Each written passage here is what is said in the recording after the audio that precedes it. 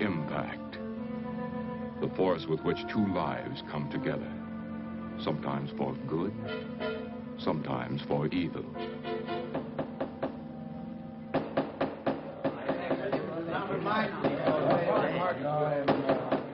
I say, Williams, I'm inclined on this. I'm definitely against it. We have our stockholders to answer to.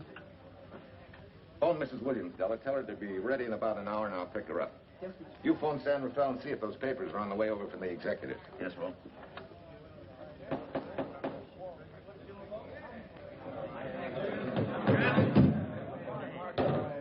Well, Mr. Darcy, what's the score? 9-0? I'm afraid it is, Walt. If you think you can persuade them to change their minds, go right ahead.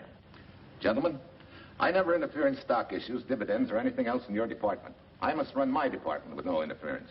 Either I know why and when I need more factory space, or you need another boy. And that's all right with me, too. Because I can take these plants and pick my own spot in the motor production field. You won't have to worry so much about dividends. There won't be many. Hold on. I'm sure none of us want to lose Walt. Or our dividends.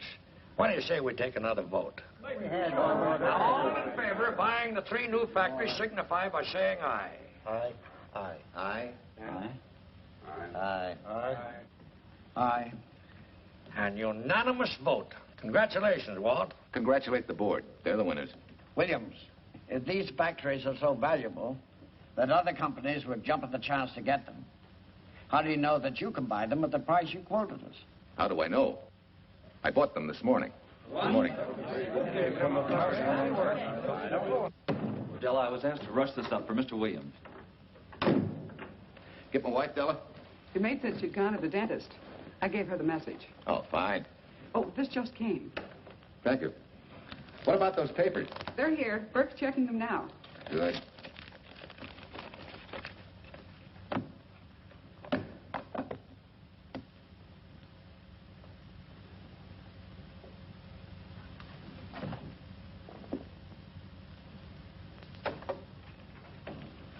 Congratulations, Walt. Take a look at Clause 4. Those provisions haven't been clarified yet. Oh, no? I wanted to leave for Tahoe right away. Get Judge Deering on the phone, will you? Never mind. I can get faster action if I run out to San Rafael myself and stick with them till they're right. Yeah? Mrs. Williams on 3. Oh, put the blueprints of that new diesel in, will you? I want Jackson to see him. Right, Duchess. I'm afraid now we won't be able to leave till about 5 o'clock. What? You're not going with me, but I counted on it. But I thought as soon as Dr. Harris took care of whatever it was, I'd feel better. I don't. Stupid thing still aches, and I certainly wouldn't be a very desirable driving companion. No, seriously, darling, you run along and buy your little factories and hurry home. I'll send you back to the office. And cheat me out of my goodbye kiss? Not a chance.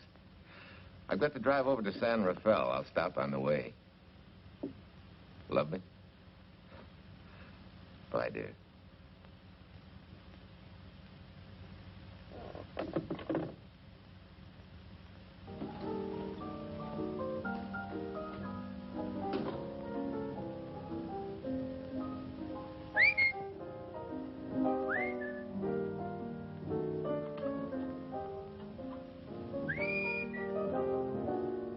How do you expect me to whistle through a toothache?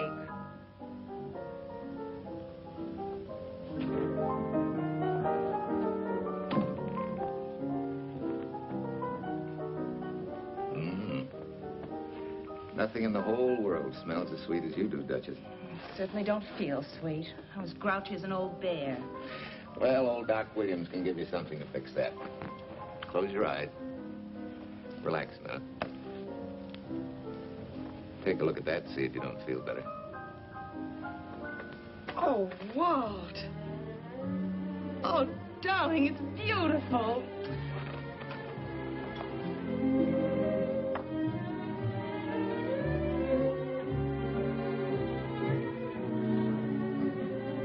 Not bad. Not bad at all. You know, to quote my wife, I like monograms on things.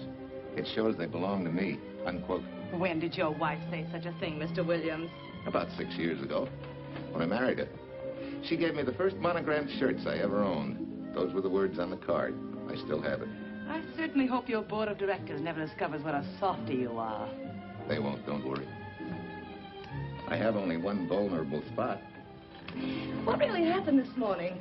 All I got out of Della was that you stalked out of the office with blood in your eye and were back in no time with canary feathers in your mouth. Oh, I clipped those birds' wings, but short. No one's gonna vote me down, sweet. Not when I know I'm right. Mm-hmm. But how did you convince the board of that so quickly? With subtle hints. Then easy persuasion. Like this. Either I get what I want, or you get yourself another boy. And that's all right with me, too. Walter! What a clumsy ox. I'm sorry, Duchess. Oh, please, sweet, don't be so upset.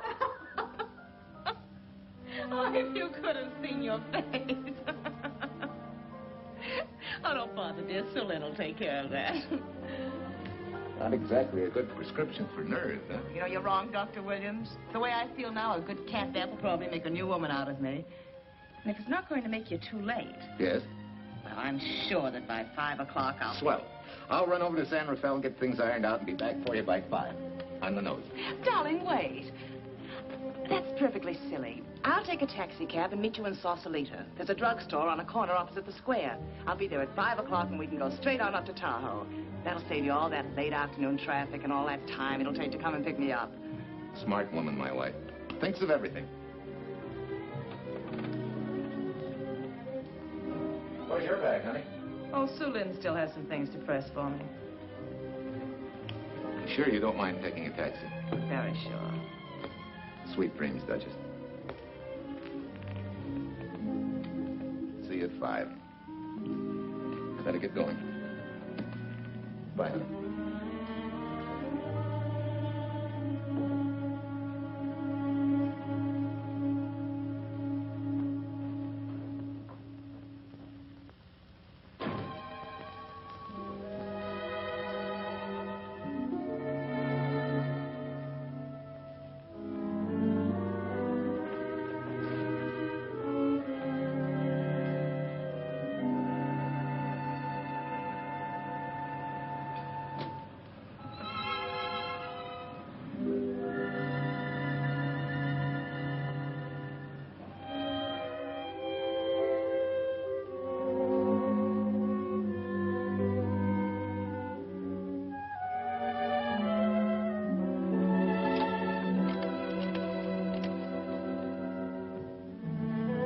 Long distance? I want Berkeley 79721. Hello. Ah. Hiya, beautiful. Yeah.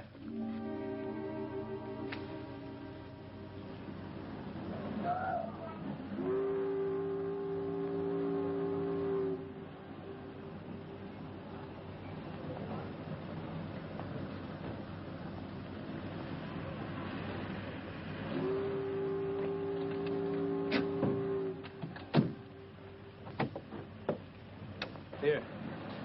Don't forget, turn this stuff over to a bellboy at the airport hotel in Oakland. Tell him to hold it for Jack Burns. Jack Burns, the airport hotel. That's right. I'll be checking in later. What do I owe you? $1.15 a here. All this stuff back to Oakland. Yeah. Here. Buy yourself a new... Thanks.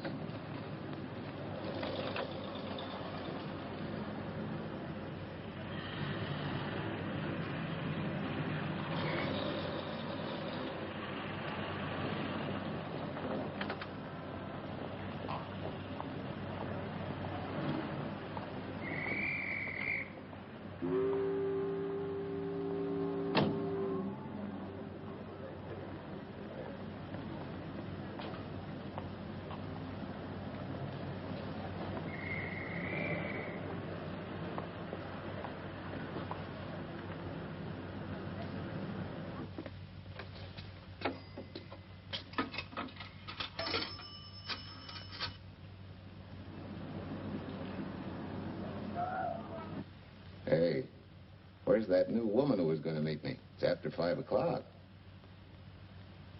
Oh. Gee, I was so sure you were going to be okay. Maybe you better get yourself another dentist, huh? Of course I understand, honey, of course. Just to prove it to you, I'm coming right on home. No, you really mustn't, darling. I'm going to be perfectly all right, really. And besides... Besides what?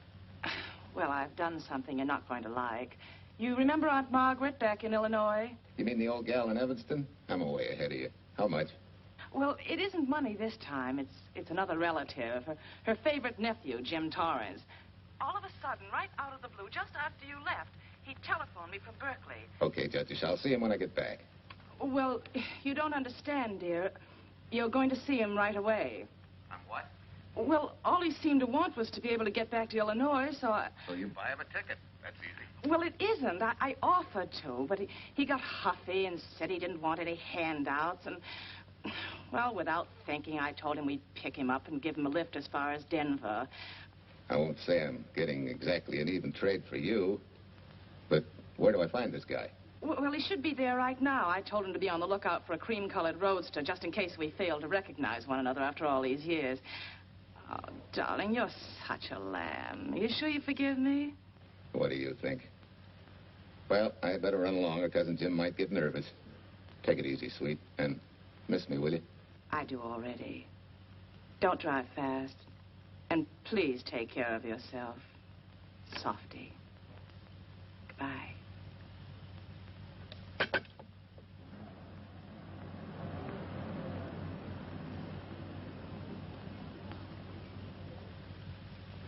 Hello, Della? Yeah, Mrs. Williams wasn't able to go with me. Now, while I'm gone, you see that she gets her roses every morning. That's right. But this time on all the cards, put love from Softy. Yeah, S-O-F-T-Y.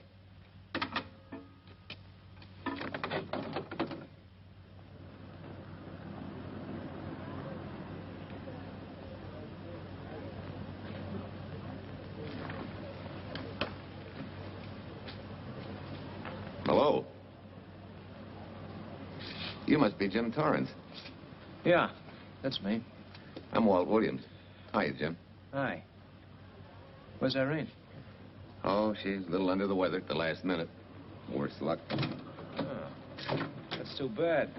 I was hoping I'd see her. Yeah, I'm disappointed, too. Where's your luggage? Oh, I'm wearing it. Less trouble that way.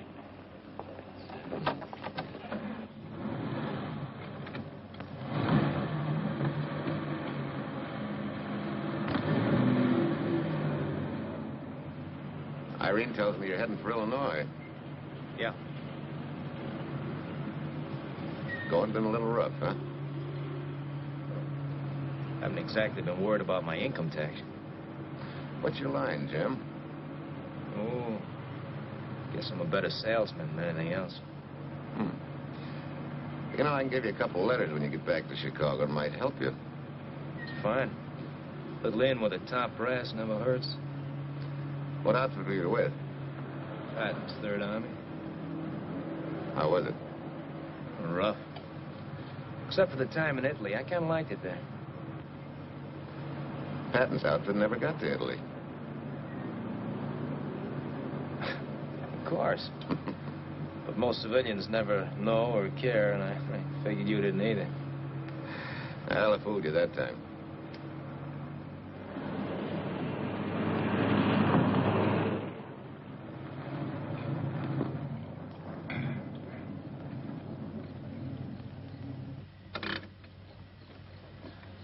Our last chance to chow for a while. How about it?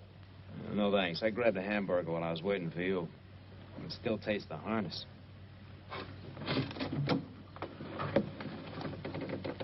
Sure you won't change your mind? No, I'm gonna grab a little shut-eye.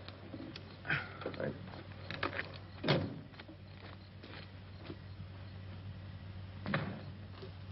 Chicken sandwich and a Coke. One chicken sandwich. Chicken sandwich coming up.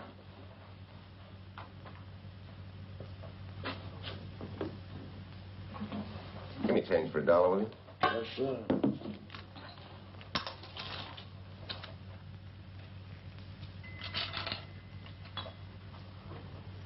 Thanks.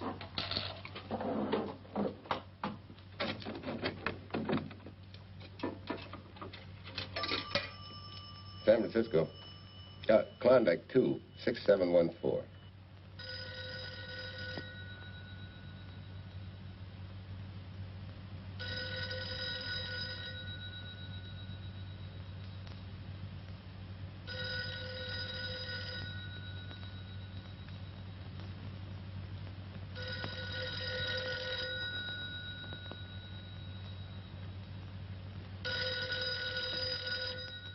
Klondike 26714 does not answer. Oh. Well, try Sutter 1, 2599, please. Bayview Apartments. Oh, yes, Mr. Williams. No, your maid isn't there tonight, sir. Well, she said Mrs. Williams was taking something to make her sleep and wasn't to be disturbed. But perhaps...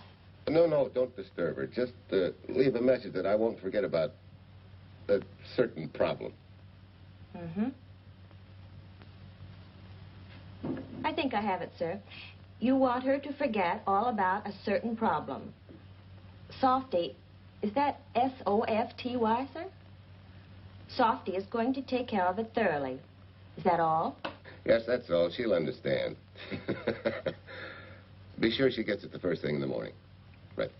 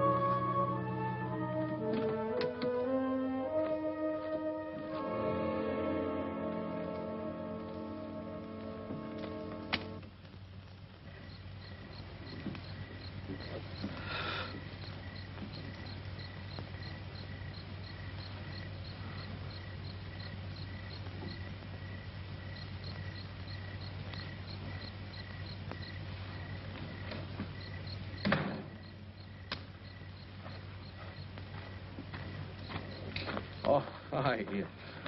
It's been so long since I've been behind the wheel of anything but a Caterpillar or a Jeep. I had to find out what a real buggy feels like.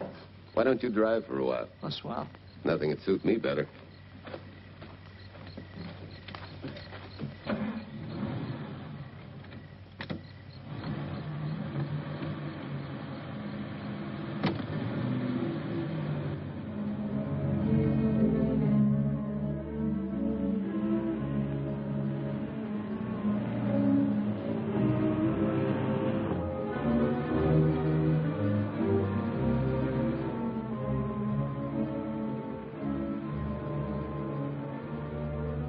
Tell me, Irene still got that little scar on her cheek? That one she got from the fall? Yeah. You can hardly see it now, though. How'd you know about that? She just got it last summer. Thought you said you hadn't seen her for years. Oh, from Aunt Margaret, of course. How else? She always sends me the news in her letters.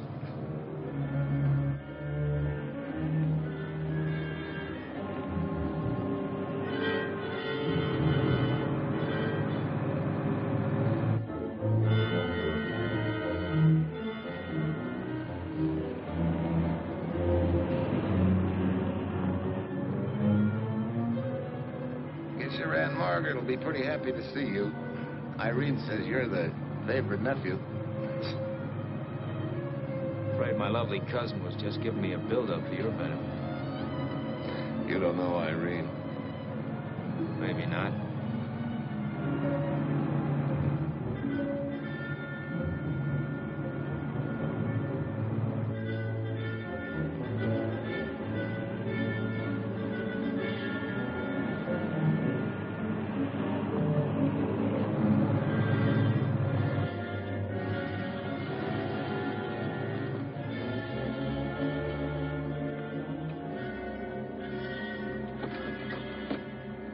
What's the matter? I think we got a flat.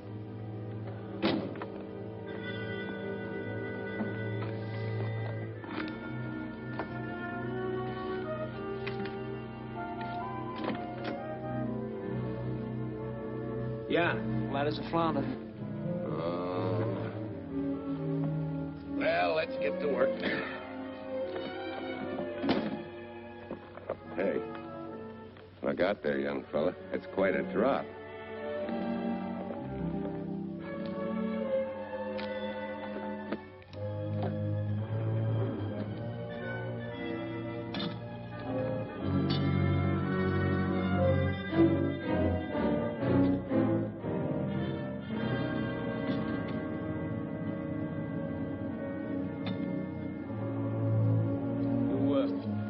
Flashlight? I think I have. Get the jack. I'll take a look.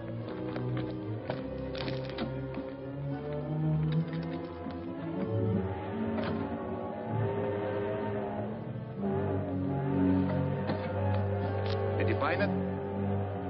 Yeah. Yeah, it won't be long now.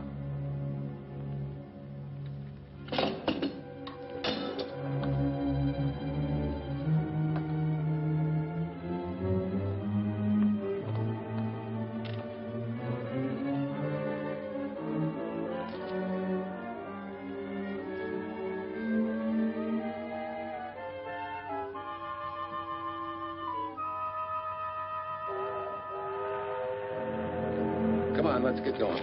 Wait a minute. Did one of your cufflinks fall out? Huh? Something dropped. I heard it fall right down there at your feet. Oh. Well, he must have rolled under the car.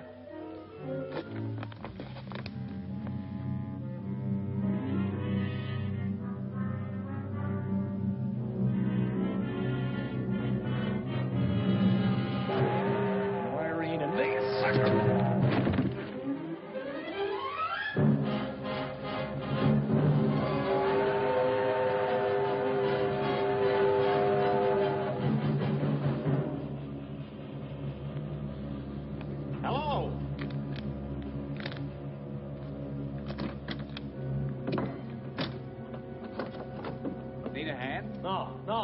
I'm all set now. Okay. Good night.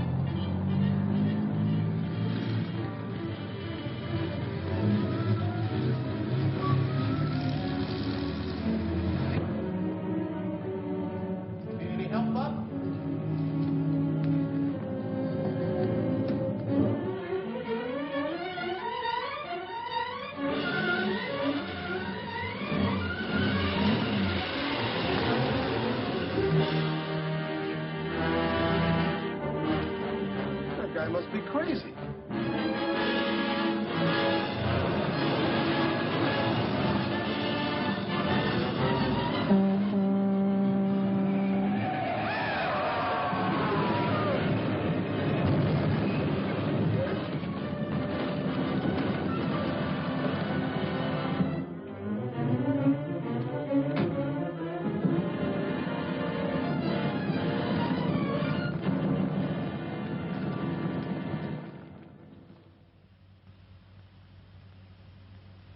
Now, in case my husband should be late and have to rush for his plane, this will be taken care of. Thank you. Tell Mrs. Burns the 302.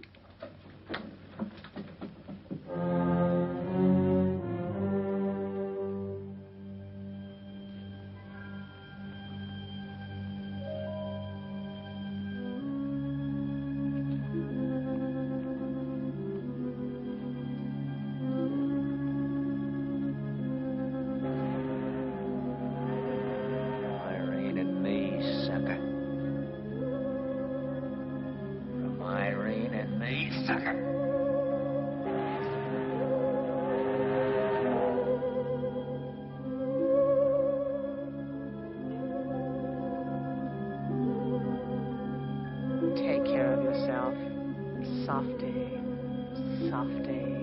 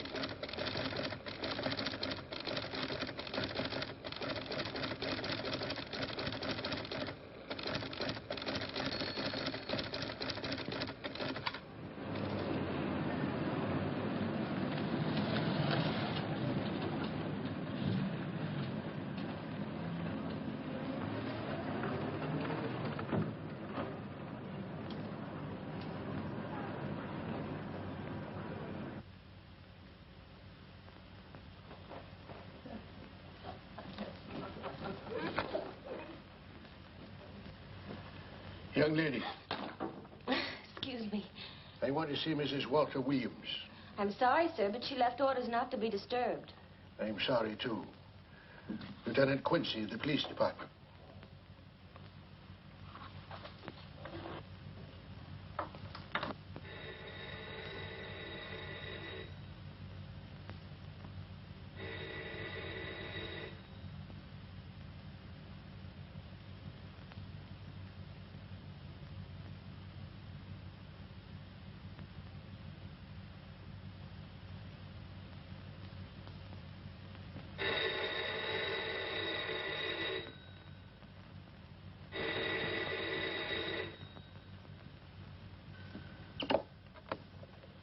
Hello? I thought I left orders not to be Oh, I see. Ask him to come up, please.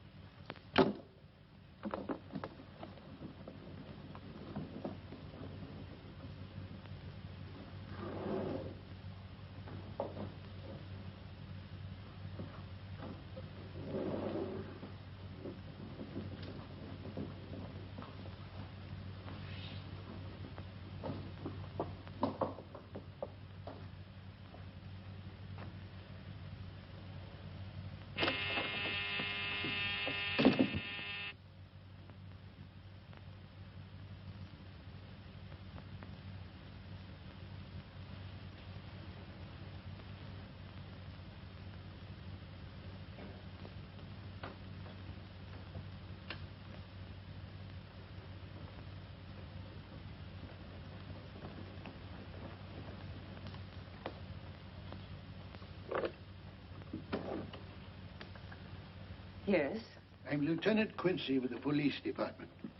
I'm sorry to disturb you at this hour, but... may I come in? Of course.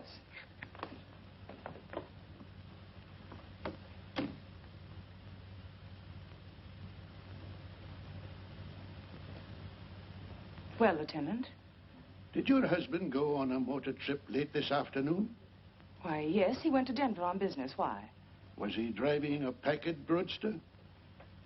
Yes. Is anything wrong? I'm afraid there is. Won't you sit down? Has something happened to my husband? Yes, Mrs. Williams. He's dead, isn't he? Yes. Oh, Walt, I knew something like this would happen. I begged him time and again not to pick up hitchhikers. But it wasn't a hitchhiker, Mrs. Williams. It was just an accident. He ran into a truck, a gasoline truck. You mean there was fire? He must have been driving pretty fast. I don't think he felt anything after the crash.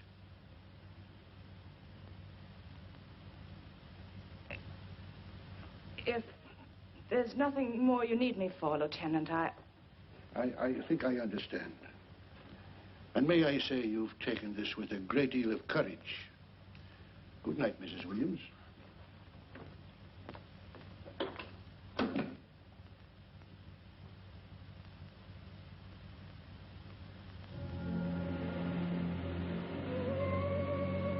Take care of yourself. Softly. From Irene and me. Softly.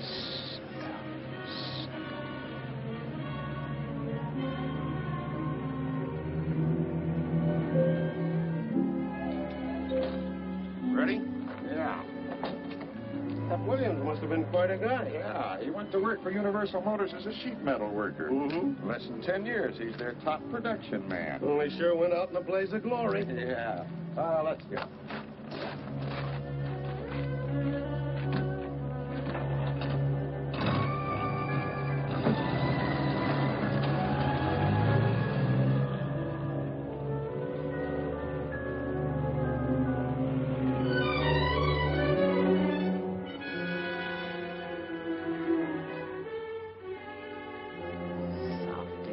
From Irene and me. Sucker. Sucker. Sucker.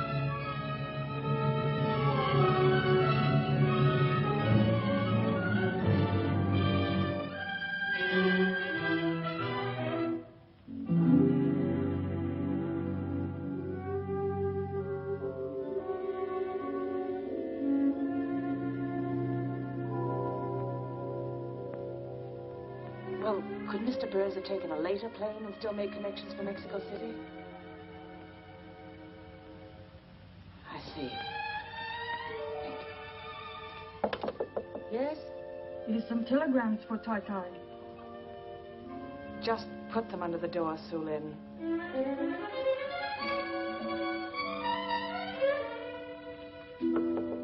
Please, Tai, a policeman Quincy most anxious to see you. Ask him to wait, Sulin.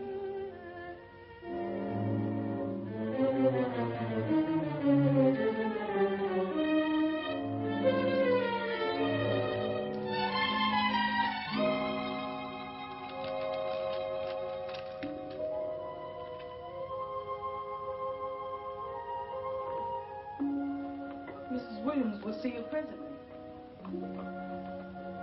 Will wait, please?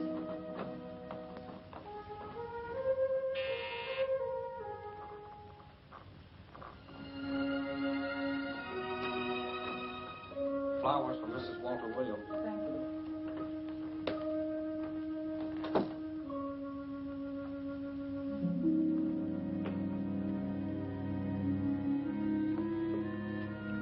Roses like Mr. Williams always sending when he's away. You seem to have been very fond of Mr. Williams. Sulin is honored to have served him 5 years, and he... I'm sorry to keep you waiting, Lieutenant. I wouldn't be disturbing you again if it wasn't necessary. And I won't be keeping you but a moment. You're being very considerate. Won't you sit down?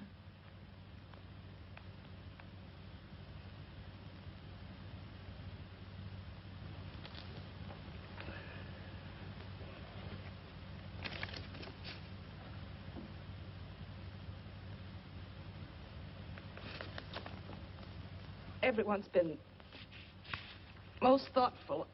And why shouldn't they be? Forgive me. I'm all right now. What was it, Lieutenant? The state police would like to have some information. They found some wavy skid marks for quite a distance on the road, as if the car had been out of control when it crashed. Tell me, was Mr. Williams a reckless driver?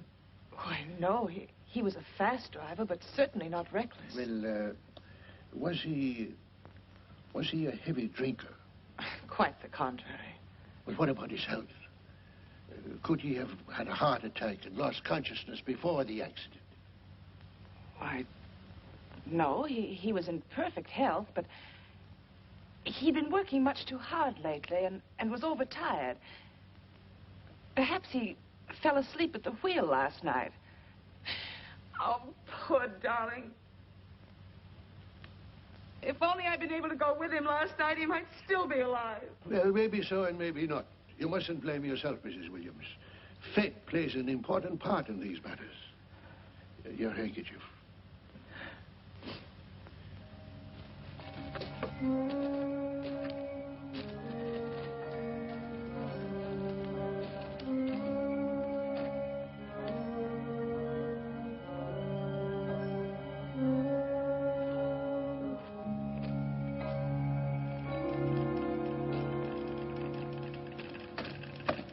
When's the next train to San Francisco? 10 a.m. tomorrow. You sure there isn't one sooner? No, I'm sorry.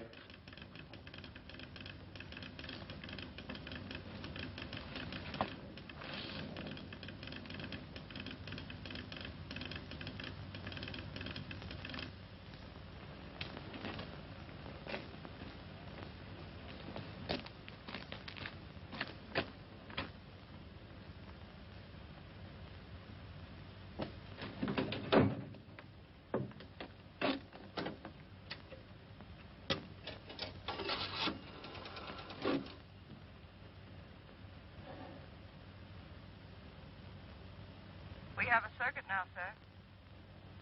Evanston. Calling Mrs. Margaret Hubbard's residence in Evanston. One moment, please.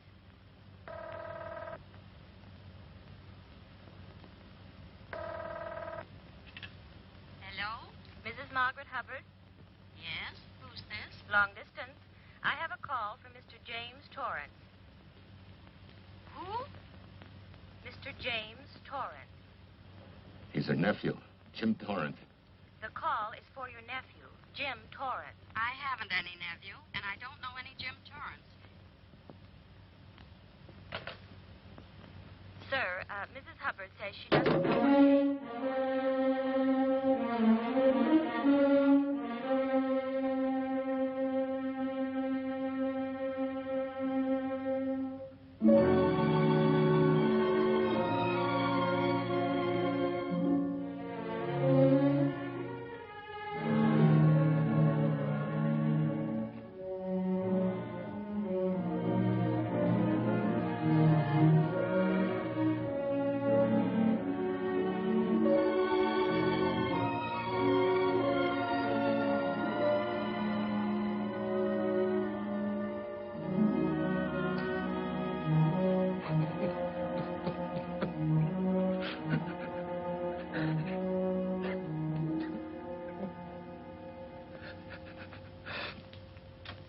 What's the matter, son? Looks like you need a doctor. Doctor? I can't leave the station, but old Doc Bender's just across the road there. Yeah. Doctor? Think you can make it? Yeah. I'll make it.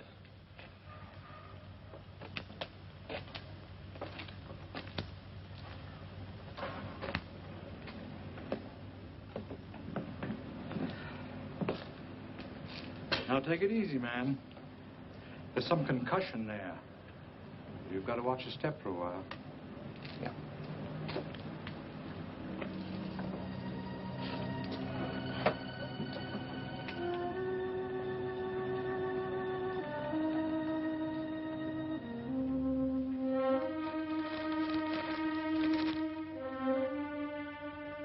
Walter Williams' beautiful widow, who by her own request sat alone in the family alcove during the service.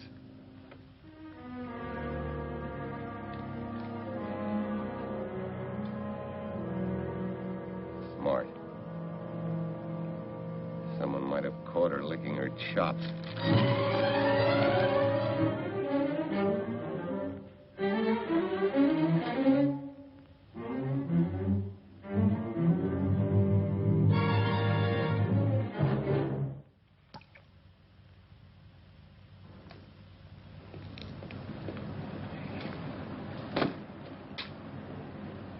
Hey, what's that? Walter Williams. Hey, ain't that the guy that... For the love of Mike, what's that briefcase doing here? He's dead. They did him a dirty trick if he ain't. Hey, now, wait a minute. Don't touch it. We better turn it over to the police.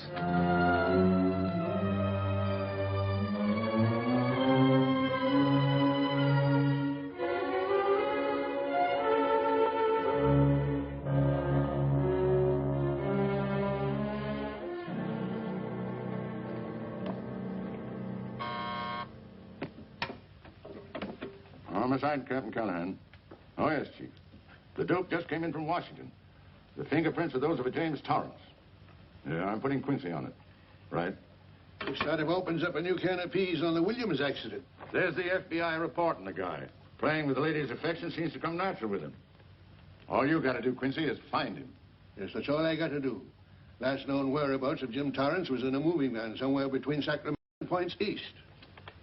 Yeah, wait a minute. Last known address, care of his sister, Mrs. Joseph Rossetti. Irving Apartments, Berkeley. Well, what are you waiting for, Quincy? Let's go.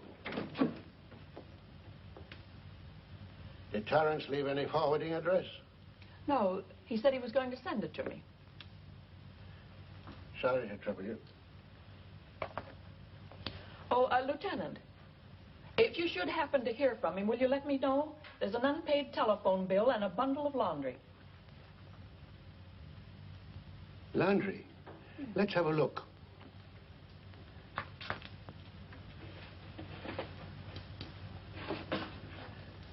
I may have to take this along with me. Not without a receipt, you don't. You mean you don't trust the police? In my business, you don't trust anybody. Mine, too. Holy St. Valentine's Day. Look, he had the same thing on his shirts, too.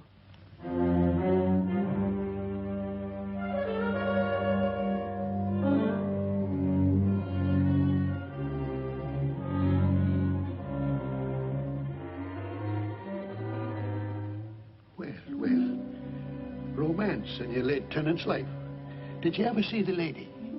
You know, I never did. But I always knew when she'd been here, the wonderful perfume. I'll lay you 10 to 1 she's a rich widow. Could be. Wait, I'll get you his telephone bill. Pretty fancy stuff for a hitchhiker. Yeah, but he's a pretty fancy hitchhiker. According to the shirt maker, a certain lady in the town had these made special. And they're just like her husband's. Only his initials were WW. Sort of smells, don't it, Cal? Now, take a look at this little item. It was also found in the laundry.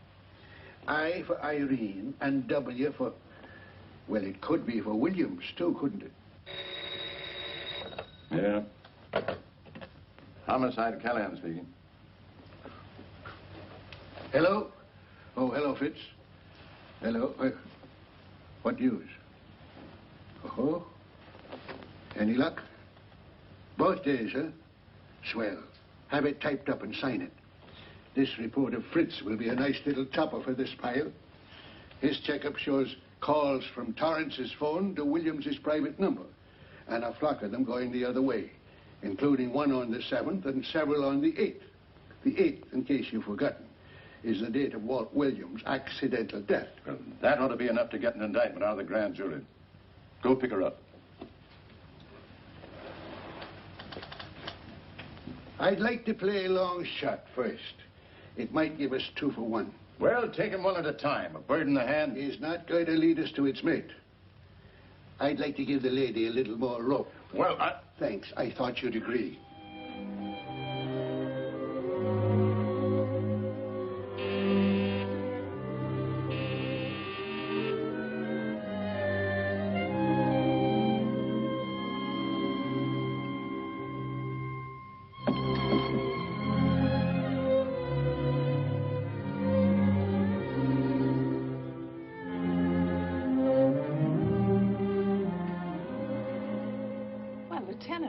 You just caught me. I'm glad. I have some rather startling news I thought you should know before it hits the headlines. Come in. Thank you.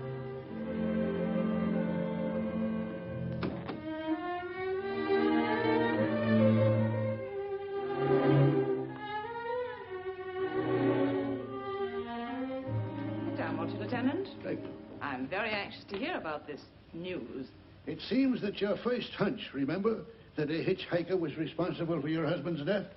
Well, Mrs. Williams, you may have been right. Why, I don't understand. Your husband's briefcase turned up in Kansas City yesterday in a moving van that had stopped at the scene of the accident that night. Apparently, the murderer made his getaway in it. That explains the wavy skid marks that made us suspect your husband was ill or unconscious at the time of the crash. Yes, I suppose it does. And by now, the man is probably out of the country and never will be found. Don't you worry, Mrs. Williams. There were fingerprints on that briefcase. And as soon as we get the FBI report from Washington, his identity will be known and his description sent out on police broadcast. Oh, we'll find him all right. But just now we're keeping things quiet so the murderer will feel safe until we are ready to close in on him. Yes, I can see the wisdom of that. Yes, I thought you would understand and cooperate. As soon as we know his name, it is possible that you might recognize it as someone with a motive. There's that possibility. You know I'll do everything I can to help.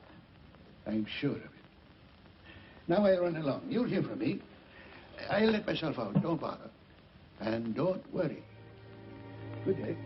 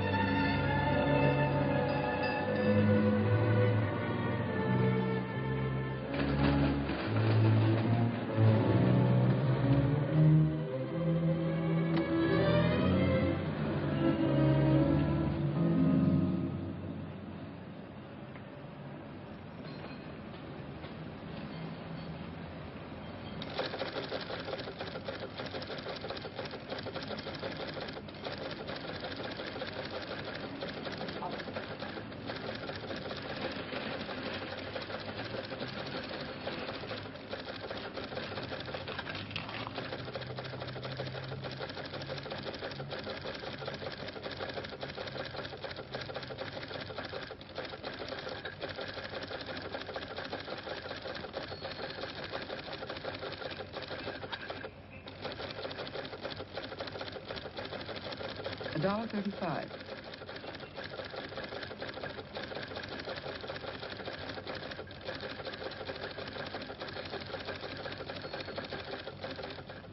See, everything after the letter J in the first name has been obliterated by heavy writing over it. The only impress letters legible are those between words or before them, like RNS at the end of this name here, and the Hotel Santa here before the word Evanston. Well, Tom, don't you think it's about time you retired? Why, there isn't even evidence there of Mrs. Williams' intent to communicate with Torrance. And who do you think she beat apart to the telegraph office to wire to? The League of Decency? I'll tell you what I think, that you should have brought her in when I first told you to. By the time we get her now, she'll have figured out a way to tip Torrance off. He'd be that much tougher to find. Not unless she's tipped him off from your office. Ernie's got her on ice waiting for you.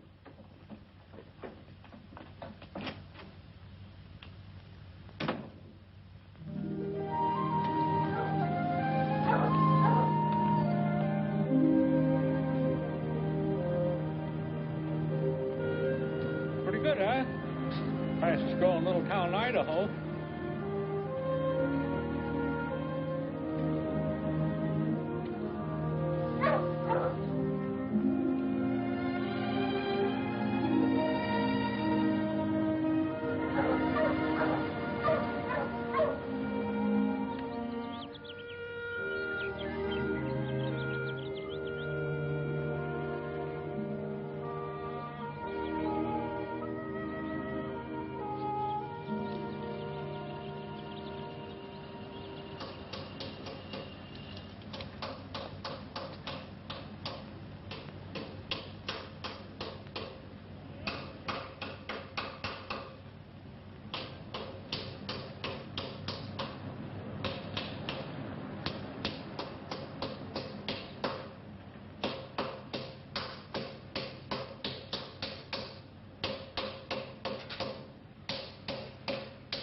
Have a heart, son. You trying to wreck that engine? Oh. Sure. It's a hobby of mine. The way you're going at it, you can't miss.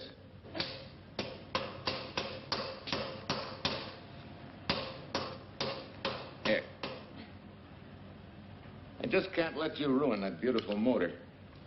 Start her up.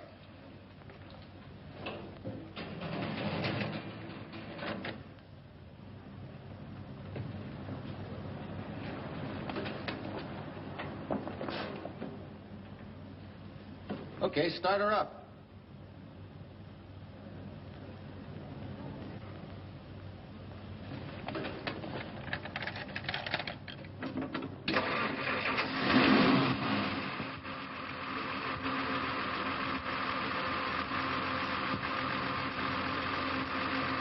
Shut her off.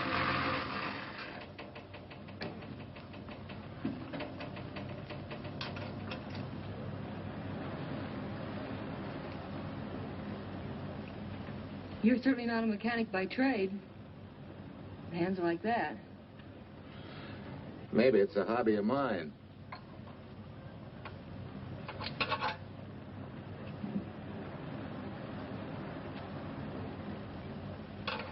Gee, what happened to your head? Perhaps I was talking when I should have been listening. Okay? Okay by me. Thanks a lot, Hill. So long, Marcia. Bye. He's all right now. You better lay off till the boss gets back. I'm the boss. I guess the new cars are a little bit over my head. Now, with a jalopy, it's different. Aren't there any mechanics around here you can hire? No, they all went over to the new factory in Mansville. I guess they got better wages. Tough break. Yeah. How much do I owe you? Oh, forget it. Well, I'll be shoving along. Well, at least have a cook in the house. You might as well. Marcia, can I use your phone a minute, please? Sure, help yourself, Uncle Ben. Never rains but what it pours. 650, please. Flat tire this morning. Now the danged engine stalled on me. Nice and cold. Wilson's garage? No, I did not give you the wrong number. Fine thing using my phone to cheat me out of repair bills. Aren't you ashamed? Gave me the wrong number. There's 650, please. You're a nice girl, Marcia Peters, and your ma's a fine woman. And I'll always buy my gas and oil here. But you ain't never gonna tinker with my car again. Busy? Busy. Always busy. Yeah. Wait a minute. We're not so busy. Would you like to do another good deed and give Uncle Ben a hand? Why not? Where is your car, mister? Maybe I can help you. Why, are you a good mechanic? Very good. And very reasonable. Well, just what you need, girl. Better hire him. It's an idea, Uncle Ben. Come on. Thanks for the Coke. Sure.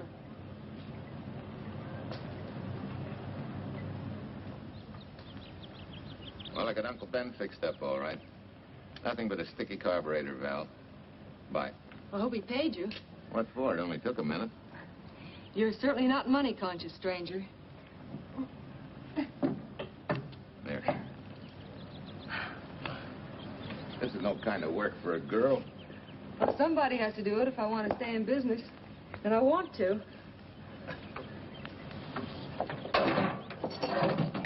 Must be some business that you're better suited for. Couldn't you lease this place to somebody? Sure. I did while my husband was overseas.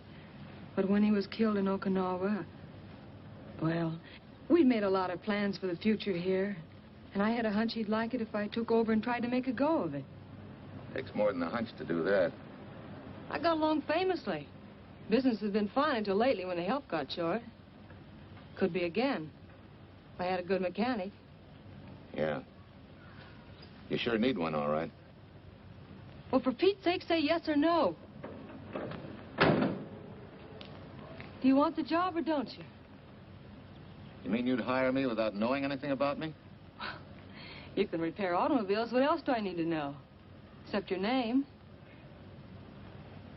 Well? Why not?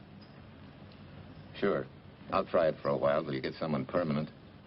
My name's Bill Walker. Okay, Bill, it's a deal.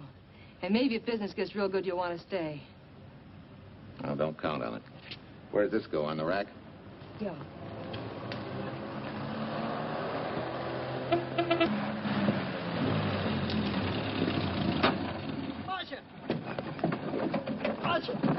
It happened. It's a boy, 8.5 pounds. Pair of shoulders like a prize fighter. Well, congratulations, Papa. How's Jane? Ah, perfect. Everything's perfect. Gotta get down to the store and tell the gang. Almost forgot. Oh, gee, thanks, Ed. I'm sorry, I won't have enough for the gang. Yippee!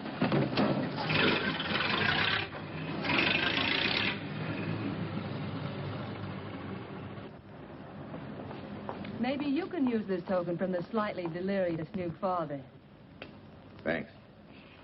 Say, we haven't settled the matter of wages yet. Maybe I can't pay your regular salary. Suppose we leave that open till you find out how much I'm worth to the business. Doesn't seem to be any business right now. Might be a good time for me to get rid of this beard and find a place to board. We live right next door. I'll go ask Mom. She'll know of a place. Sort of a peaceful house. I noticed it this morning. Oh, gosh, I forgot. She's down helping Mrs. Wellesley with her canning. Mom finds homes for everything from stray cats... To stray mechanics? Well, you're not a stray anymore. I'll go phone. Pearl? 674, please. Hello, Miss Wessler. May I speak to Mother? Hi, Mom. I've got some good news for you. I hired a man for the station. Yeah. No.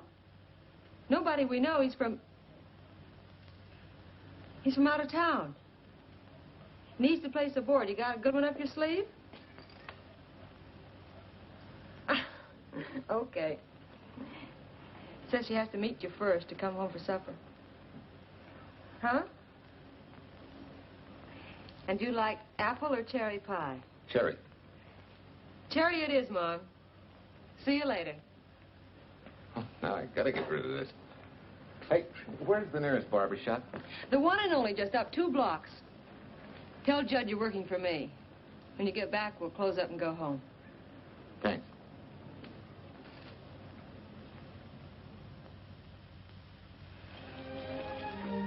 Well, that's real nice. You must have had a good bringing up, young man. Thank you for the young man. We thank thee, O Lord, for thy bounty, and ask thy blessing on this food and on the new friend who shares it with us. I hope you're good and hungry, Mr. Walker. Who wouldn't be? Marsh eats like a sparrow with all the hard work she does. May I have your plate, please? Well, she can start taking it easy now. Boss, the help. Thank you. She never takes anything easy. Has to put her whole heart and soul into everything she does. Well, now that you're through with me, Mom, how about Bill? Have you thought of a place for him to stay? Well, why can't he stay right here? We have a spare bedroom going to waste. And I think you like my cooking. Like it?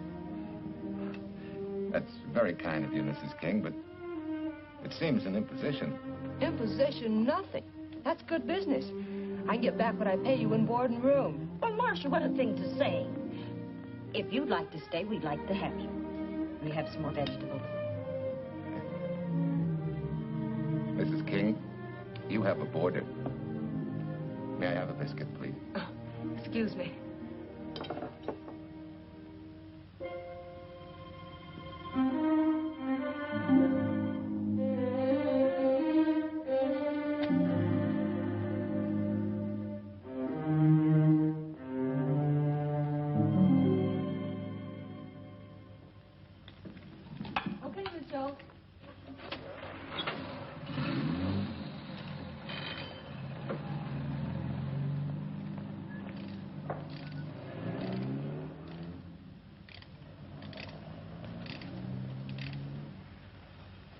It's wonderful the way tools seem to come alive in your hands.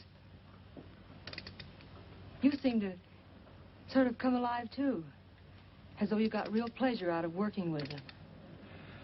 I do. When you're doing a job with them, you can't think of anything else. Bill, if something's bothering you, why don't you get rid of it? What would you prescribe, doctor? Amputation. For that stupid chip on your shoulder.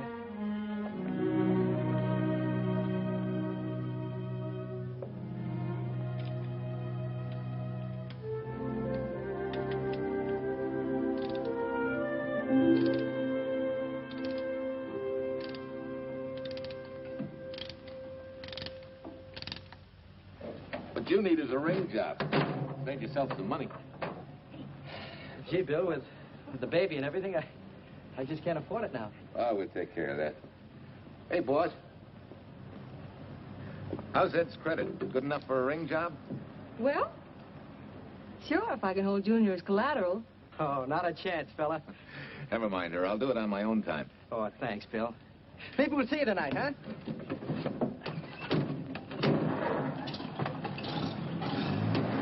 Some shoulders, huh? Yeah. Some father, huh? Bye, Marcia. Bye, Marcia. Bye. Nice kids. Hey, was Ed clowning about their being hard up? No. Things have been pretty tough for him ever since he got out of the service. Fix a car for him, Bill, and only charge him for the labor, okay? Then he gets it for free. I'd already figured on knocking that off. Say, we could make it an anniversary present. Anniversary of what? Junior's arrival. Mine. 3 months ago today. Time certainly flies. That was a lucky day when you came to MP service. Your work's been bringing in a lot of business. Glad of that. Hated to have fallen down on Mom and you. Say, look, boss, why don't we three celebrate tonight and go to the movies? Ed said he and Jane were going. Well, that lets Mom out. She'll be babysitting. I'd love to go, Bill. I haven't been in ages. Here's your opportunity. Go to work.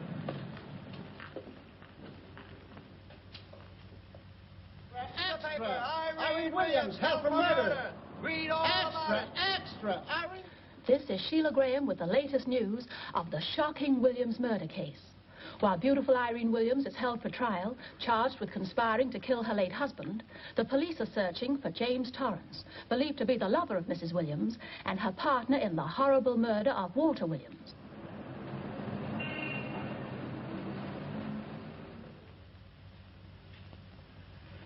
If I'm handling your case, my dear Mrs. Williams, I want 1/3 of everything you get.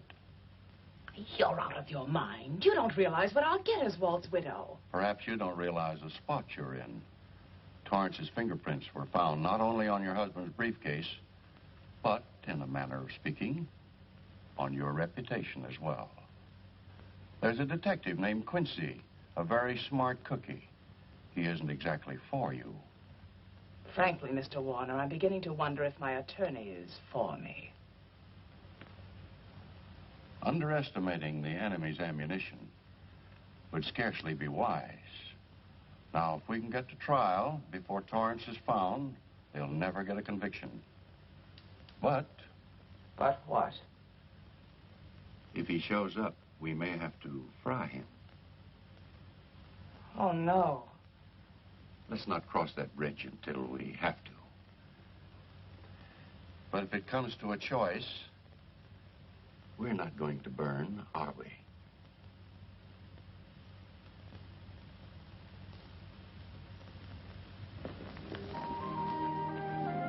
Aren't you the chatterbox this afternoon? What about this afternoon? Oh, I'm sorry, boss. I guess it was wool gathering. You're only supposed to do that in the spring. Is there anything you don't know? Yes. What's San Francisco got that we haven't? Better newspapers, for one thing. Anyway, California's supposed to be the land of opportunity. I thought that by now you liked it here. I do. Very much. It's a good town. Nice people. Swell boss. Thanks. We like you, too. No fooling, Bill. You'd be surprised how many people ask questions about you. What kind of questions? Oh, where you came from. Do you have any family? And do you like it here, and are you going to stay? Al Knox asked me at the movie last night if you wanted to join the volunteer fire department. Just interested, friendly things. I suppose it is natural for people to wonder about a stranger who moves into their community, like I did. You know, I've been thinking, maybe it wasn't such a good idea, you and I going to the movies last night. It's all right being seen in the station and here with Mom, but... You get used to that in a town this size. They're always trying to marry people off. You just ignore it, and after a while they forget about it. I'll go get cleaned up for supper.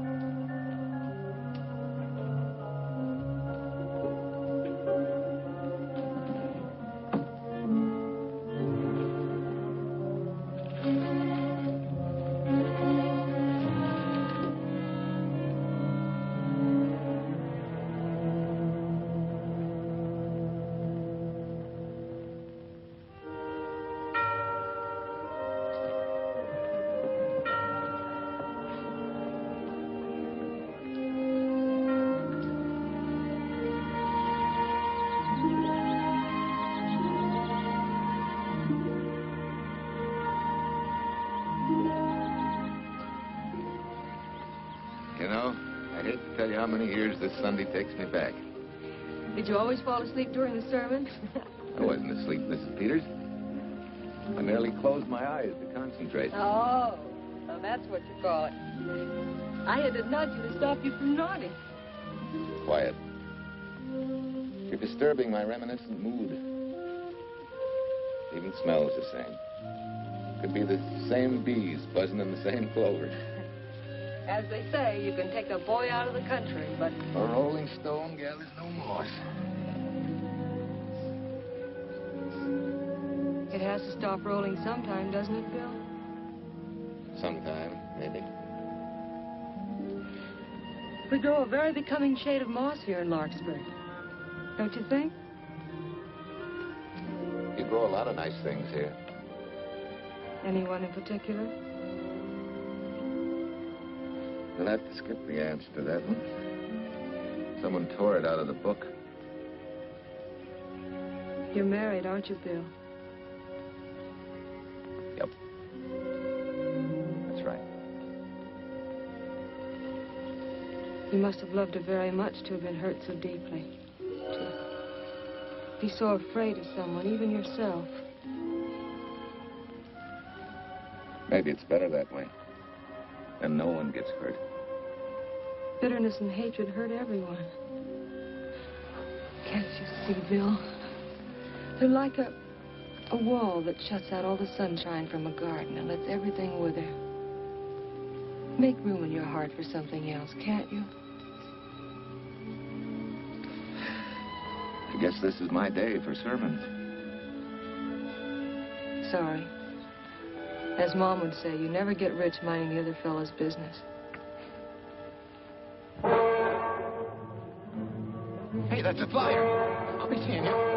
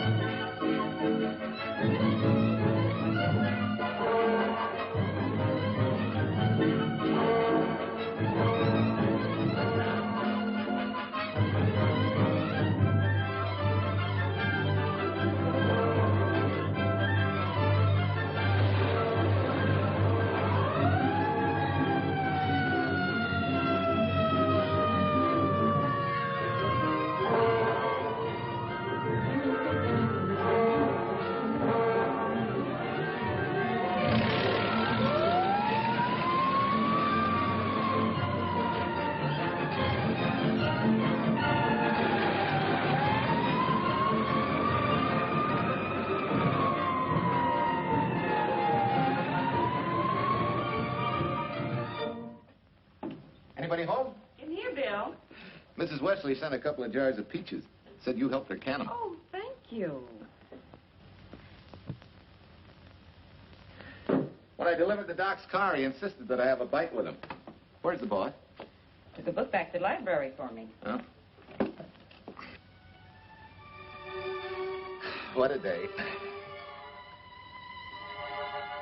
Hey, what's the idea? Are you darning my socks? Well, I thought a drawer full of holy ones isn't doing you much good. I found it when I put fresh papers in your bureau yesterday. You have a heap of things that need mending, haven't you, son? Does Marcia know? Do you think I'd tell her? This is your problem, Bill. Because I found out about it doesn't give me the right to tell anyone else, not even Marcia. When you trust folks, you trust them, and you give them a chance to work out things the way that seems right to them. How can one little woman be so big? Don't forget, it's a lot easier to be tolerant and understanding at 50 than it is at 25. Yeah, Mom. I'm going next door for a while. Grandma Thompson's ill.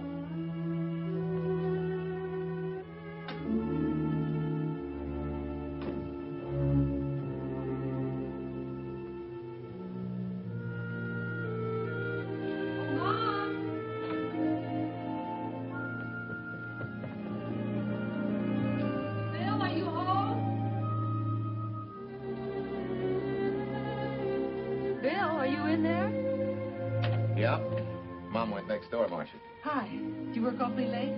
Oh, about 6. Anything wrong? Come in. I want to tell you something. I'm checking out. Has something happened? No, just... I'm doing what I should have done a long time ago. Moving along. But why, Bill?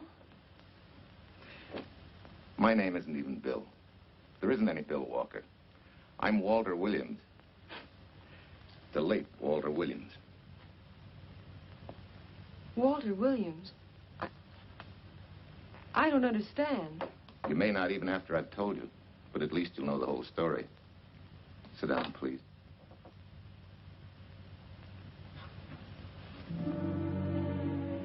Finally, Larkspur. And you. From there on, you know. I'm glad you're going back to make things right. Going back? Wild horses couldn't drag me back. What are you going to do about your wife? Nothing. You're going to let her go to trial for murder? Oh, no, Bill. Why not? She tried to kill me, she and her cousin. But they didn't. Who says they didn't? Let them try and prove it. No matter what your wife did, she can't be tried for something that didn't happen. Oh, Bill, can't you see? You bet I can see. She deserves everything she's getting. Sorry part of it is they'll never convict her. No, Bill. The sorry part is you're not big enough to take a hard jolt to your pride and to your ego. Sure. It hurts to be tricked and cheated by someone you loved and believed in. But that doesn't give you the right to take justice into your own hands, to trample on the hearts of others and walk out on life. A barren, frustrated boyhood. A marriage to a woman who accepted my love, yet despised me so thoroughly she resorted to murder. I'll never think of our moments together without nausea. I feel stripped bare, degraded. Because you've closed your mind and heart to everything else. Even me.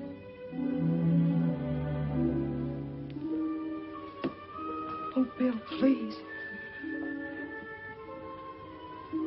Don't destroy the one chance we have for happiness. We haven't got a chance. Doing the right thing never works out. I know. In this world, you turn the other cheek and you get hit with a lug wrench. Forget me, boss. Try and forgive me.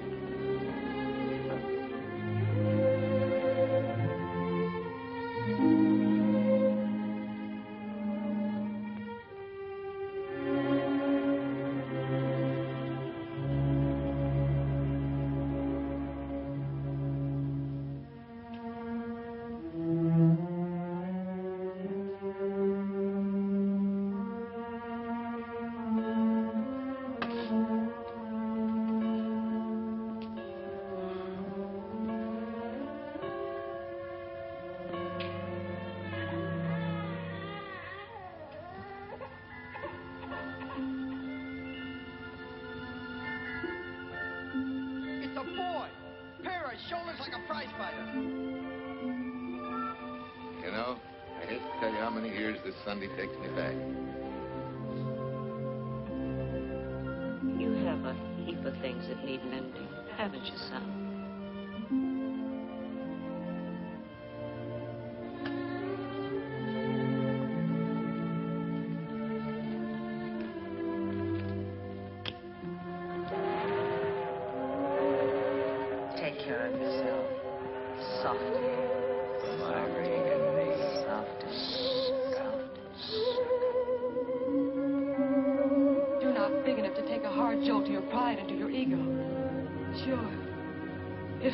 Tricked and cheated by someone you loved and believed in.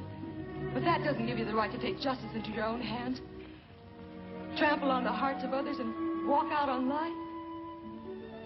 Oh, Bill, please, don't destroy the one chance we have for happiness.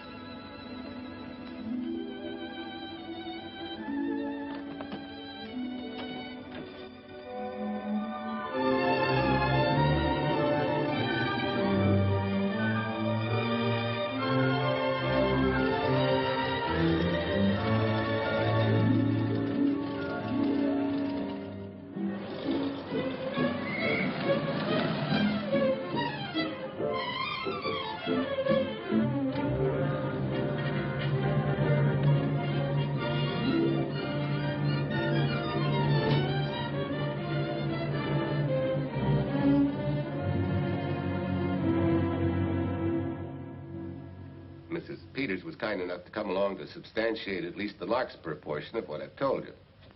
Very thoughtful of you, Mrs. Peters. Mr. Williams, when you read in the newspaper that the hitchhiker who attacked you had been, well, a close friend of your wife's for some time, it must have been a great shock to you. I didn't come here to discuss my emotional reactions, Lieutenant. If you need me for anything further, Captain, my office will know where to reach me. Let's go, Mark. Just a minute, Mr. Williams. We'll need your signed statement for the grand jury when we ask for your wife's release. It won't take long to be typed. Yeah? All right.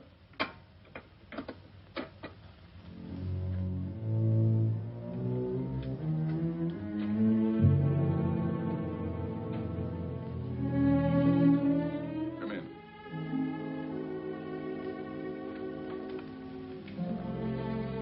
Sit down.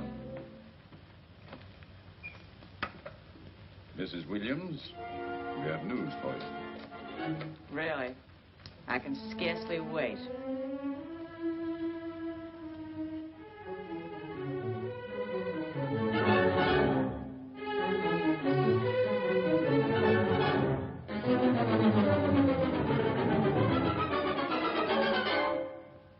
It seems it was Torrance who was in the car when it crashed.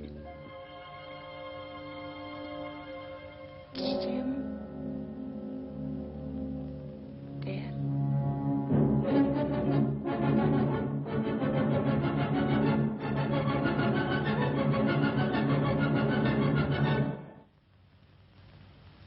You did it. You killed him. No. He tried to kill me. Thought he had. And he ran into the truck. It was an accident. An accident? You wait all these months to tell this story. You let me rot in this filthy jail. Wait a minute. You let everybody believe you're dead. Pretty convenient, wasn't it? A dead man can't be tried for murder. Mr. Williams, perhaps your wife would understand better if you would explain to her about the amnesia. Amnesia? Oh, don't tell me you believe he had amnesia. Where's he been all this time, just wandering around in a daze? Tells us he's been in Locks for a little town in Idaho, working as a mechanic in a service station, run by Mrs. Peters here.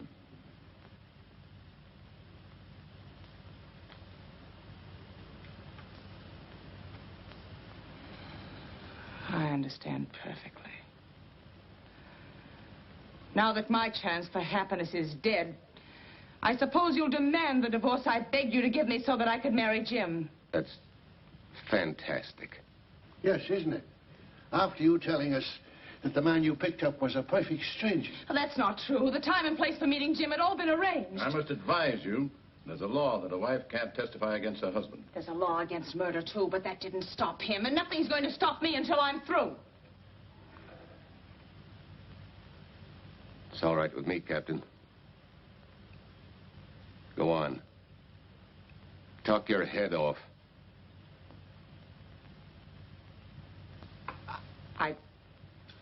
I was to have gone with him to Denver.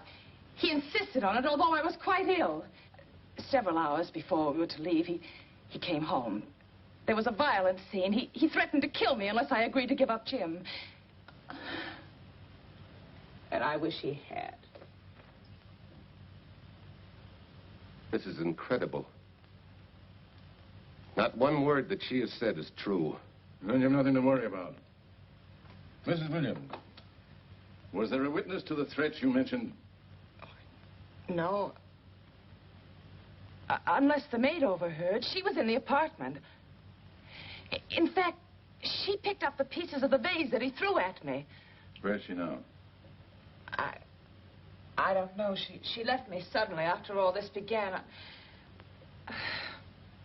Please, could the questions wait?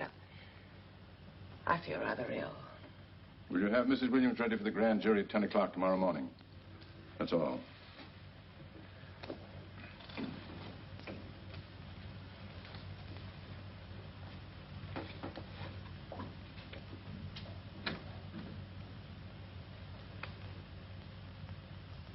We're going to hold you too, Williams.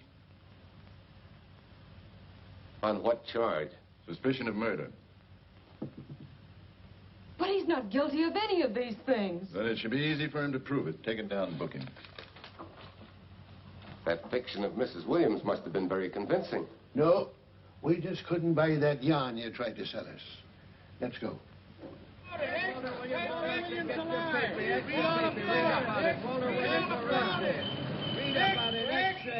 What's the white freed and murder charge? Extra, get your paper. Walter Williams charged with murdering wife's lover. Extra, get your paper. Irene Williams goes free. Husband held. Extra, get your paper. White freed and murder charge.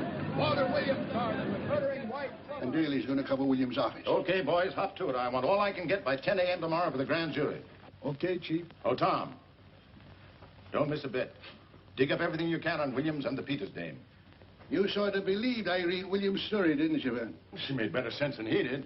Well, sure, she's a better liar than he is. Don't forget, I went all through her grieving widowhood with her. She's a bad customer. Well, that's for the grand jury to decide, and Williams insisted on letting her talk. So it's his funeral. Funeral, all right. Especially with that yarn he told. But murder's out of character for him. There's a few pieces missing somewhere. There might be in Idaho, if it's not too much out of character for you to get going. You're going to miss me, Cal, when I retire next year. Maybe I'll join Private Eye and solve your cases for you.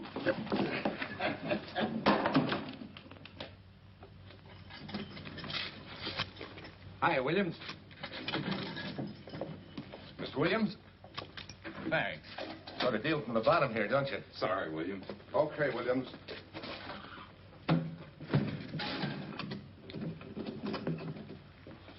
Well, not very good news, judging from your faces. Well, Walt, the grand jury returned indictment against you. Mrs. Williams was released. I see.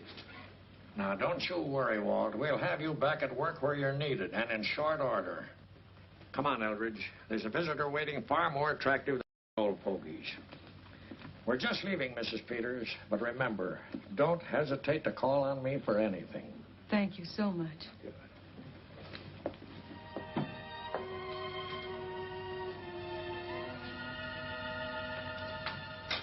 Hi, boss. Bill, what have I done to you? If it weren't for me, you wouldn't be here. If it weren't for you, I wouldn't be. I came back here because I wanted to believe in the things you do. I still do, no matter what happened. Will you do something for me? Go back home, where I know you'll be taken care of. Not a chance. You'll have to think up a better reason than that to get rid of me. I'm a big girl now. I've just been to Larkspur, Williams, where I found these newspaper clippings. Of course, some of them are 3 months old, but you seem to treasure them, so I brought them along. So? I don't think they exactly substantiate your claim of amnesia. As if you were interested in substantiating any claim of mine. Now, let's get one thing straight. Most people, when they get in a jam, think the police are only interested in the prosecution. Our job is to get the facts, the truth. And the truth never hurt anyone but the fellow that lied. Unless he was a beautiful woman. Oh, quit kidding yourself, Williams. You made the boner. I had no more to do with Torrance's death than you did. And out of the whole population of Northern California, you just happened to pick up a hitchhiker who happened to be your wife's boyfriend. Ah, have a heart, Williams. I suppose you'll tell the truth when you take the stand, but you better have some mighty conclusive proof if you expect the jury to believe it. Wait, Lieutenant. Bill, we all know you're not guilty, but we're going to need help to prove it, and need it badly. Lieutenant Quincy can't take sides, but if we're right, he has to be on ours. And I have a hunch he wants to be. Why don't you tell him the whole story? All of it. Please. I'd like to. Quincy, very much. Guess I should have told the whole truth in the first place. But I wanted to clean this mess up with as little scandal as possible.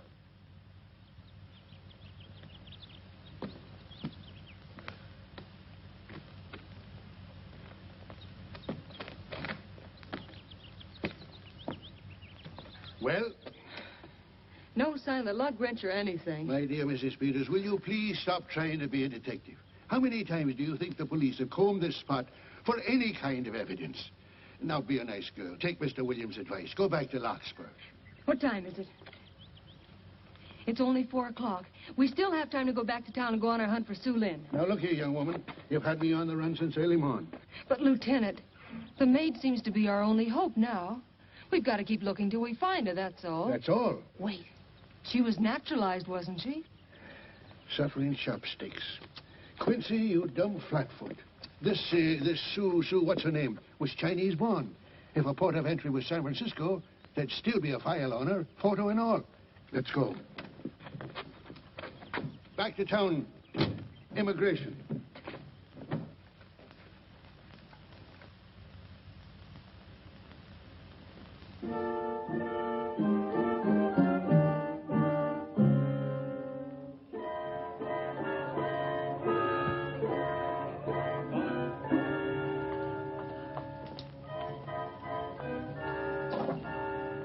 The counsel has given us the right lead.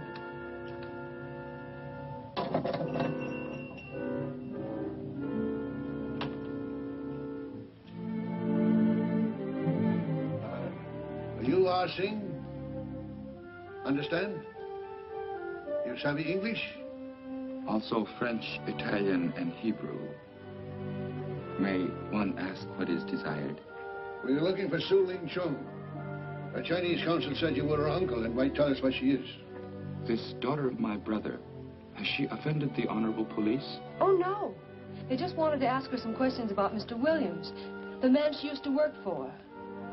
Ah Singh's heart is heavy that he cannot lead you to her. But things that are not known cannot be told. Well, if you hear anything of her, report it to headquarters.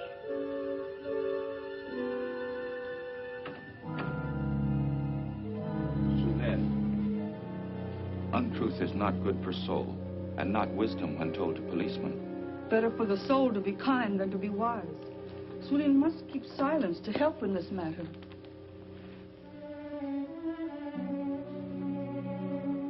You know, you're quite a gal. In case I haven't told you lately. You're just too easily pleased, that's all. There must be a way out. Why can't we find it? Oh, buck up, boys. Tomorrow's another day. Yesterday you go to trial. Oh, Bill, I'm afraid. And the state intends to prove, beyond any reasonable doubt, that the defendant, Walter Williams, did, with malice aforethought, kill the deceased James Torrance, whom he knew to be his wife's lover. And that with his victim dead beside him, he drove his car into the course of an oncoming truck, jumping clear himself some seconds prior to the crash. And subsequently, he made his getaway in the back of a loaded furniture van. And for 3 months, as Bill Walker, he laughed at justice when it imprisoned his unfaithful wife for conspiracy in his own murder. But then he decided that being dead cramped his style. He thought he could eat his cake and have it too. So he returned, most anxious to explain his long absence and to right the dreadful mistake that had imprisoned his wife for 3 months. Ladies and gentlemen, it was a cold-blooded, premeditated murder and must be punished to the fullest extent of the law. Call the first witness, please. Captain Callahan, did Walter Williams tell you what suddenly cured his amnesia after 3 months? No, he did not. But he did tell you the man that struck the blow which caused the amnesia was a total stranger, a hitchhiker he had picked up. Yes? And that he knew nothing of this man's identity or relationship with his wife until he suddenly recovered from his amnesia and heard or read the details. That's what he said. That's all. Thank you, Captain. Your witness, Counselor. No questions. No. I saw no signs of amnesia, but definite concussion. He was a bit evasive in answering questions, but not vague or unsure. In your opinion, Doctor, could this head injury have been caused by a fall? Yes. If the head had struck on some object, such as a stone or a metal pipe. That's all, thank you. Your witness. Dr. Bender, are you familiar with a tool known as a lug wrench for changing automobile wheels? I'm afraid I am, sir. I've had a regular epidemic of flat tires lately. Well, then, in your opinion, could this head injury which you treated have been caused by a blow from a lug wrench? Yes. It could have been caused by that, too. Thank you, Doctor. The ones with the earliest dates, you will notice, are heavily creased, as though they'd been carried in a wallet or a coat pocket. Thank you. Lieutenant Quincy, will you kindly tell the court where you found these newspaper clippings? In the bedroom occupied by Mr. Williams and Mrs. Peters' home in Larkspur, Idaho. Is this your handwriting, Miss Revere? Yes, sir. And that's the message, at least our record carbon of it. Would you read it to the court, please? June 9th, 8:32 p.m. Message from Mrs. Walter Williams, Penthouse D. Mr. Williams called, said he wants you to forget all about a certain problem, that Softy is going to take care of it thoroughly. Was there any other conversation? Well, I just asked if that was all, and he said, yes, she'll understand, and sort of laughed as if it were a joke and hung up. Some joke killing the wife's boyfriend. That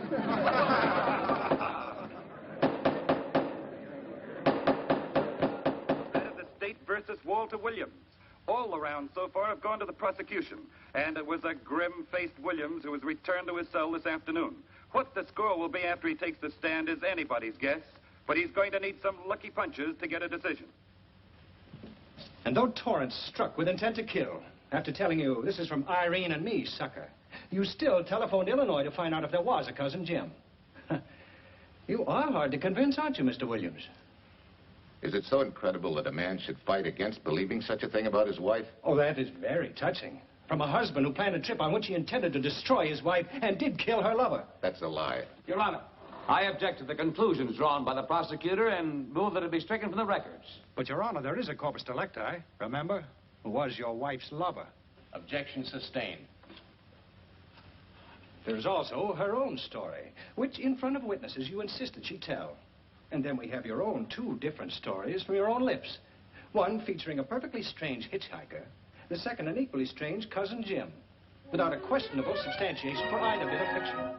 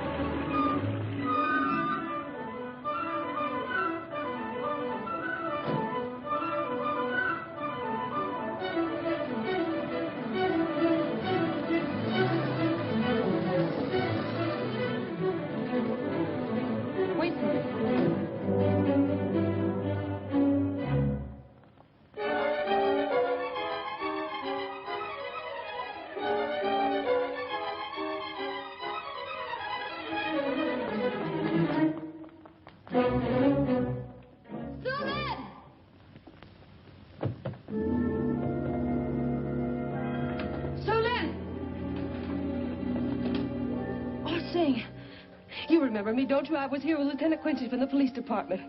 I just followed Susan up the stairs. I saw her come in here. You must be mistaken. I'm not mistaken. She's here. I must see her. Ah, Sing, don't you understand? It's to save a man from prison, even from death. I will send her to you.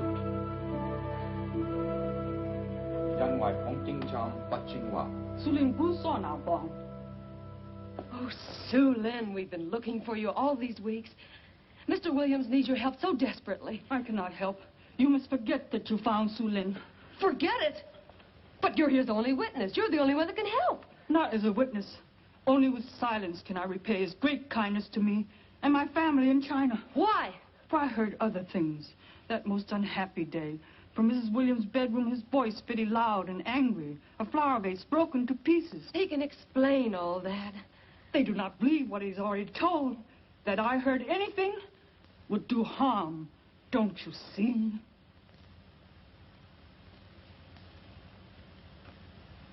Yes. Much sorrow comes from women who know not honor and truth. And Mrs. Williams, she's not true, even to that Torrance man. What made you say that? That night when he was killed. Her sickness was but wall of falsehood, behind which she could go secretly to a meeting place. You mean she went out that night? Sue Lynn, are you sure? Yes, because next morning in her bedroom I found street shoes that had been worn. Her coat on the closet floor, with its sleeves turned inside out, as though removed hurriedly. And in one pocket, a door key to some hotel. So, Lynn, that's it. Proof that she and Torrance had planned to meet that night after he killed Mr. Williams. What hotel was it? Oh, I don't remember. The key. What did you do with it? Returned to coat pocket. Come on. We'll get to Lieutenant Quincy. He'll know what to do. And pray, Sulin, every step of the way.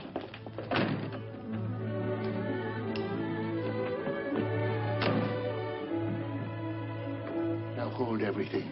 Even if this long shot don't work out, we'll just keep on pitching.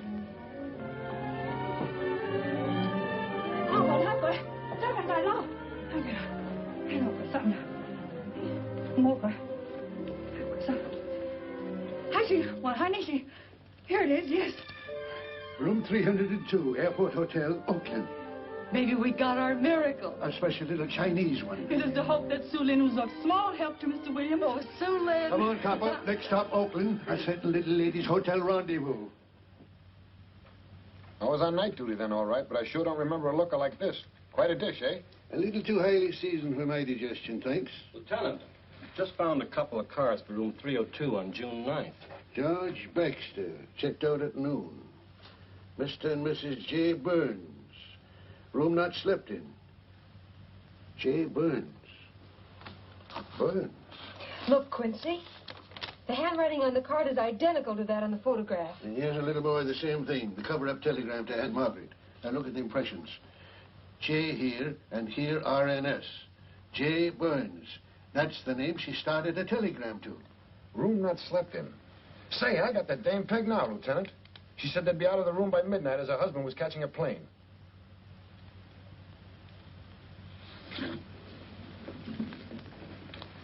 But Quincy... Reservation for Sam Ann. Yes, sir. This ties it all up, doesn't it? Yeah, like a greased pig. What do you mean? We've got the evidence now, the proof. Of what? Sulin's theory that Irene was playing the field? This evidence only proves that she came here to keep a date with a man named Burns. We can't even prove that he didn't keep the date. But you know he didn't. There wasn't any Burns. It was only a name that she and Torrance used. Fine. If you can prove that, Williams will be free. But none of this will prove it. Sorry, copper, but we are just up another blind alley. Willie? Yes, sir. There's a couple of sample cases from Mr. Sam Andrews. Came up from the station this morning. Take one to Parlor B right away. Sure thing, sir.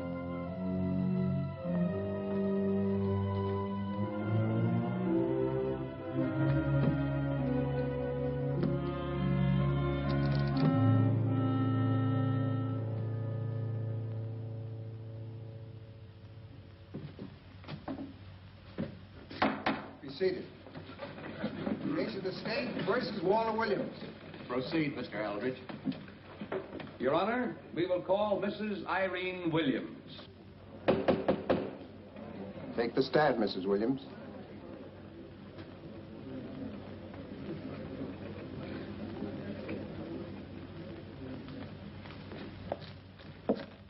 Raise your right hand. You solemnly swear that the testimony you're about to give in this cause to be the truth, the whole truth, and nothing but the truth, so help you God? I do. Hey, what cooks? The defense calling her? Mr. Eldridge, what's the purpose in calling this witness?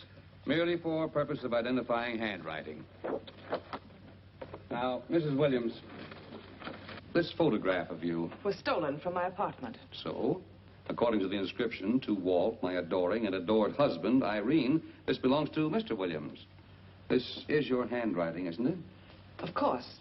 I'm touched that he should have wanted it so badly. And this telegram, addressed to Mrs. Margaret Hubbard. Is that also your handwriting? It is.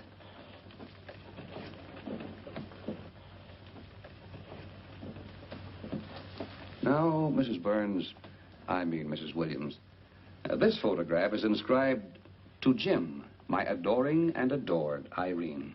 Did you write this, too? I see no point in all this. Merely answer counsel's questions. Did you write it? I did. And these letters addressed to Mr. James Torrance, did you write them? Yes.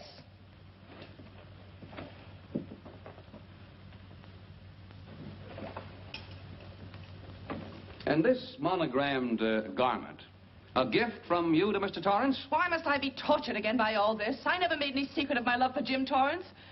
That's why he's dead. Your love for Jim Torrance. Yet on the very night he was killed, you had a rendezvous with a man named Burns, didn't you? I don't know what you're talking about. I don't know any man named Burns. I was at home that night, very ill. Oh, yes, the sleeping pills. Well, you must walk in your sleep then, for you spent at least part of that night at the Airport Hotel in Oakland, where you registered for Mr. and Mrs. J. Burns. Don't waste the court's time trying to deny it. This is the registration card that you signed at 9:20 p.m. And there's the room clerk who assigned you to room 302. And this, Mrs. Williams, is the key to room 302, which you very carelessly left in the pocket of a coat which was found in your closet yesterday. All right, I was there. Now you're satisfied. Not quite. This J. Burns, Mrs. Williams, was his first name Jack? Yes. Have you been in contact with him lately? No. How long since you've seen or heard from this Jack Burns? Well, I don't know. I don't remember. You bet she doesn't remember, because there isn't any Jack Burns, and there never was. That was an alias for Jim Torrance. And it was Torrance who was to have met you that night, after your charming little plot to kill your husband had been duly executed. It's not true. It's not true. I have bad news for you, Mrs. Williams. I can prove it's true. These pajamas, these letters, this picture, all of which you identified for the court, were found in this suitcase, which is full of the clothes and personal belongings of Mr. James Torrance. And the suitcase was found in the baggage room of the Airport Hotel, where it's been held since June 9th.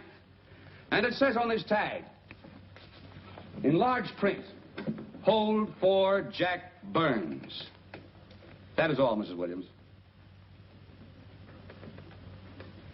Just a moment, Mrs. Williams. Your Honor, in view of the evidence presented, we now ask for a dismissal of the state's case against Walter Williams. And we intend to charge Irene Williams with conspiracy to commit murder against her husband, Walter Williams. Oh, no.